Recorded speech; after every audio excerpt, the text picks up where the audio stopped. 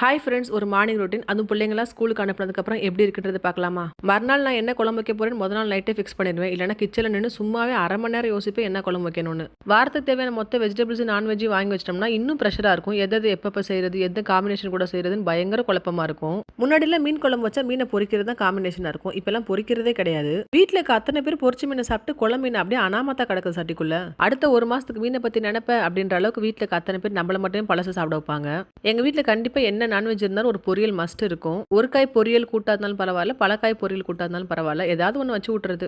ஒவ்வொன்றும் இவ்வளவு கஷ்டப்பட்டு யோசிச்சு செய்யும் போது இந்த குழம்பு அன்னைக்கு தானப்பா வச்ச, இந்த பொரியல் 2 நாளைக்கு முன்னாடி வச்ச, இல்ல போன வாரம் வச்ச அப்படின்னு ஒரு கேள்வி கேட்டா அவ்வளவுதான், மனசே ரொம்ப கஷ்டமா போயிடும். இருக்கிறது 10-12 பொரியல், அதை 2 தான் பிள்ளைங்க சாப்பிடுவாங்க. அப்ப எதைத்தாயா வைக்கிறது? ஒரு வாரம் இல்லைன்னா ஒரு வாரம் ரிப்பீட் ஆகத்தானே செய்யும். குக்கிங்ல PhD வாங்கிட்டு இருந்தா கூட சரியாகாது போல. என்ன சமைக்கிறது, என்ன சாப்பிடுறது, அது பிடிச்ச மாதிரி என்ன சமைக்கிறது யோசிக்கிறது பெரிய மண்ட குழப்பமா இருக்கு.